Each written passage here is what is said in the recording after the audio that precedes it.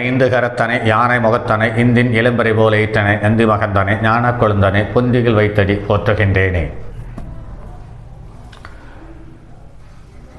கடந்த காணொளியின் அடுத்த தொடர்ச்சி. நேற்றைய காணொளியில்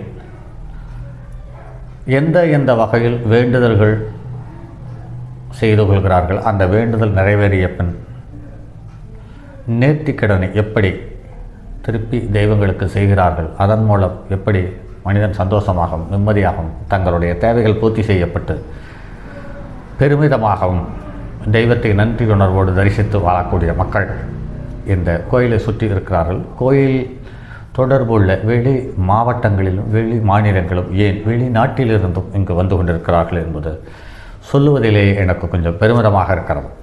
அப்படி மேலும் சில வேண்டுதல்கள் என்று பார்க்கும் பொழுது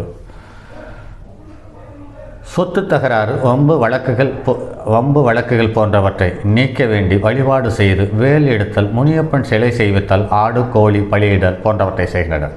பாம்பு தொல்லையிலிருந்து விடுவதற்கு நாகருக்கு பூஜை செய்கின்றனர்.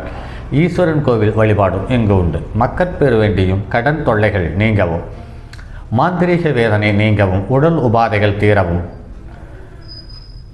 கல்வி செல்வம் வேண்டியும், பஞ்சாயத்து கோர்ட்டு இவைகளில் நியாயம் கிடைக்காத போது தனக்கு வேண்டி நியாயம் வேண்டியும் முறையிடுகின்றனர். அவர்கள் பக்கம் நியாயம் இருக்கும் பட்சத்தில் கட்டாயம் அவர்களுக்கு நீதி கிடைக்கிறது.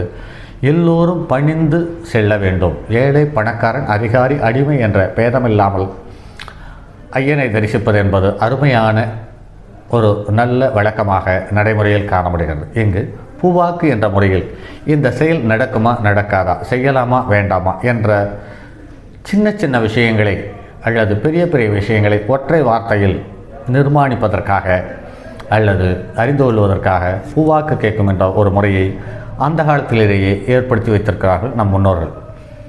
இப்பகுதியில் வீடு கட்டுதல், நிலம் வாங்குதல், திருமணம் செய்தல், கிணறு வெட்டுதல் போன்ற நம்மால் தீர்மானிக்க முடியாத இயற்கை சம்பந்தப்பட்ட விஷயங்களை இங்கு வந்து பூவாக்கு கேட்பதன் மூலம் ஒரு தீர்க்கமான முடிவுக்கு வந்து அந்த செயல்களை செய்து நன்மை பெறுகிறார்கள் என்பது நடைமுறையில் காணப்படுகிறது. நம் கோவிலிலேயே நானே கிட்டத்தட்ட ஒரு 15 வருடத்திற்கு முன்னால் திடீரென்று தோட்டத்தில் ஆழ்துளை கிணறு அமைக்கலாமா வேண்டாமா என்று கேட்டபொழுது திருப்திகரமாக வாக்கு சொல்லி ஆழ்துளை கிணறு அமைத்து கிட்டத்தட்ட இன்று வரை கிட்டத்தட்ட ஒரு 14 வருடங்களாக தொடர்ந்து அந்த தண்ணீரின் மூலம் விவசாயத்தை செய்து நிம்மதியாக இருக்கிறேன் என்பது எனக்கு சொல்வதில் சற்று பெருமிதத்தை உணர்கிறேன். இது மட்டும் இல்லாமல்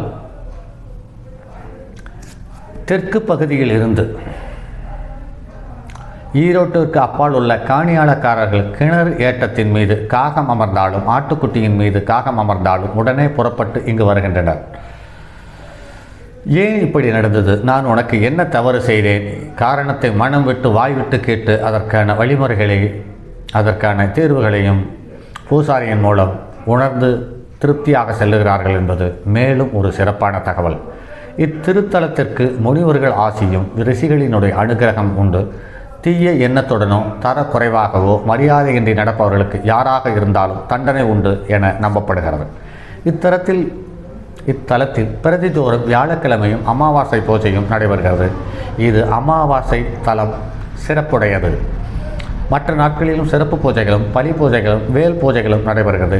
வியாழன், வெள்ளி, ஞாயிறு போன்ற நாட்களில் கட்டுவார்த்தனை என்ற பரிகார பூஜையும் நடைபெறுகிறது. இந்த கட்டுவார்த்தனை என்பது சில காலத்திற்கு முன்னால் இந்த மரிமுக்கால் மந்திரங்கால் வேலை, பேய் பிசாசு, ஆவி அல்லது துர்சக்திகளினுடைய தொந்தரவுகள் என்பதை அறிந்து அதற்கான நிவர்த்தி செய்வதற்காக இந்த திருத்தலத்தில் வந்து விலங்கு அடித்து கட்டி அல்லது விலங்கு அடித்து பூஜை செய்து பொங்கலிட்டு அதற்கான வேண்டுதலை கொடுத்து செல்கிறார்கள் என்பது நடைமுறையில் எண்ணற்ற தகவல்களை பார்த்திருக்கிறோம். பயந்த குணம் உள்ளவர்களும் தங்களுக்கு பேய், பில்லி, சூன்யம் தொல்லை உள்ளோர் விலங்கு, கோழி, தேங்காய், வெற்றிலை பாக்கு, எலுமிச்சம்பழம் போன்றவைகளை கொண்டு வந்து வழிபாடு செய்து நிவர்த்தி பெறுகின்றனர். சாப நிவர்த்தியும் கிடைக்கும். தவறு செய்யும் பட்சத்தில் எவ்வளவு அதீத பக்தி கொண்ட பக்தரானாலும் பூஜாரியானாலும் ரிஷிகளானாலும் சாபமும் யட்சணிகள் மூலம் சாபமும் கட்டாயம் உண்டு, நன்மையும் உண்டு என்பதை மறுக்க இயலாது. உலகம் முழுக்க எங்கிருந்தாலும் யாராக இருந்தாலும் முனீஸ்வரர் சுவாமிகளை மனதில் நிறுத்தி உள்ளம் உருக வேண்டினால் எல்லாவித துன்பங்களும் இடையூறுகளும் அனலில் இட்ட மெழுகாய் உருகும் என்பது 100% நம்பி செய்யலாம் திண்ணமே. ஆலயத்தில் கருப்பனாருக்கு பின்புறம் சாமியின் பாறையில் உள்ள 3 சத்திய விளக்குகள் இருந்தது. அந்த பாறைகள் அகற்றும் பொழுது அதையும் அகற்றிவிட்டார்கள். ஒருவர் குற்றவாளி என்று குற்றம் சுமத்தும் பொழுது அவர்கள் மறுத்தால் இந்த 3 விளக்குகளிலும் கற்பூரம் போடப்பட்டு அதனை எரியவிட்டு அனைத்தும் சத்தியம் செய்திருக்கிறார்கள்.